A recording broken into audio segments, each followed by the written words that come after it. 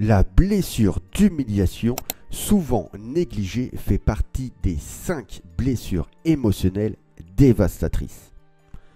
Alors, la blessure d'humiliation.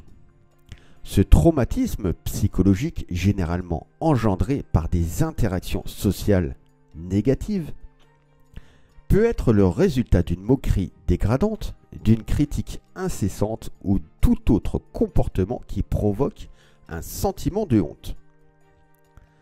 Lorsqu'une personne se sent humiliée, cela peut diminuer sa confiance en elle, réduire son amour-propre et masquer sa véritable valeur derrière ses doutes. Cette blessure d'humiliation prend forcément racine dès l'enfance, lorsque notre cerveau émotionnel est si perméable et fragile face aux émotions négatives. Quelle est la cause d'une blessure d'humiliation ? Une humiliation n'a pas la même portée ni la même importance pour tout le monde. Si l'on a ressenti des blessures d'humiliation de la part de personnes proches, l'humiliation ressentie a laissé des traces d'autant plus profondes et la blessure s'est ancrée pour longtemps. On va voir maintenant les impacts psychologiques de cette blessure. Donc voici quelques impacts de cette souffrance émotionnelle. En premier, une baisse de l'estime de soi, des troubles anxieux, des épisodes dépressifs, isolement social, altération de la confiance aux autres, le trouble du sommeil, image corporelle dégradée, trouble du stress post-traumatique et agression ou colère refoulée. Le premier impact de la blessure d'humiliation concerne bien évidemment la baisse de l'estime de soi. Humilier quelqu'un revient à dégrader son image personnelle, à ébranler la confiance qu'il a envers lui-même, créant des répercussions émotionnelles profondément négatives. Le deuxième impact, ça sera les troubles anxieux. Avoir une peur d'être encore une fois de plus humilié se traduit par des troubles d'anxiété sociale. Une humiliation peut faire apparaître la peur et le doute, conduisant à des troubles anxieux. Une personne peut se sentir constamment inquiète et nerveuse, ce qui est un signe d'anxiété généralisée. Le troisième impact, ce sont les épisodes dépressifs. Une blessure d'humiliation peut profondément affecter l'humeur, engendrant un état dépressif. Lorsqu'une personne se sent constamment diminuée et rabaissée, elle peut développer un sentiment de désespoir et de tristesse profonde. Le quatrième impact, l'isolement social. Suite à cette douleur, la peur d'une nouvelle expérience négative peut devenir si grande qu'éviter toute interaction sociale semble être la seule solution. L'isolement social peut en effet renforcer la dépression, l'anxiété et d'autres troubles psychologiques. À savoir que la blessure d'humiliation va provoquer de l'isolement social, par peur d'être encore une fois de plus humilié. La blessure d'abandon va provoquer une peur très intense, la peur de solitude et de rejet. Le cinquième impact, c'est l'altération de la confiance aux autres. Une blessure d'humiliation peut ébranler la confiance envers les autres. Le manque de confiance peut entraver la capacité d'établir des liens significatifs, conduisant à l'isolement social. Au niveau professionnel, cela peut limiter les opportunités de collaboration et d'avancement. Sur le plan émotionnel, cela peut créer un sentiment de solitude et d'insécurité. L'impact numéro 6, c'est le trouble du sommeil.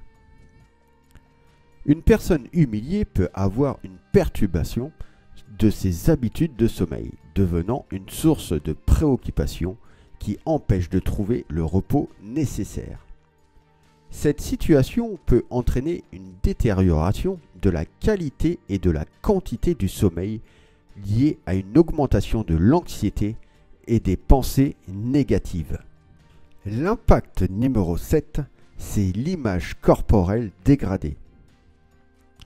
Une humiliation, notamment lorsqu'elle porte sur l'apparence physique, peut détériorer l'image corporelle d'une personne.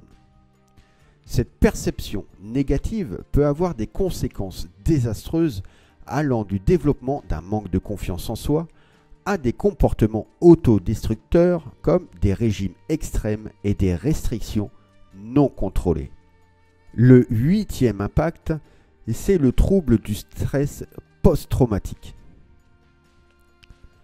Dans le cas des plus extrêmes, peut se transformer en un traumatisme aigu, le trouble du stress post-traumatique, le TSPT.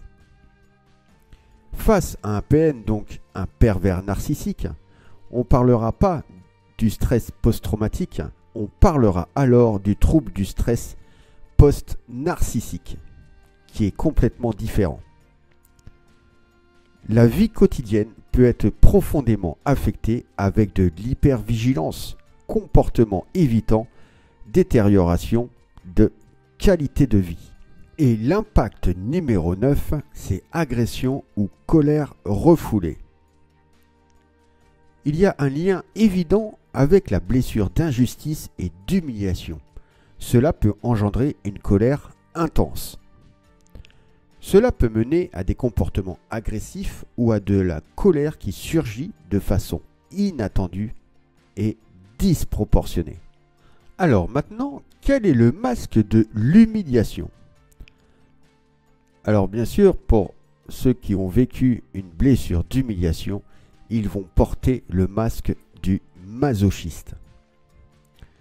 C'est un mécanisme de défense mis en place dès l'enfance pour nous éviter de trop souffrir et assurer notre survie.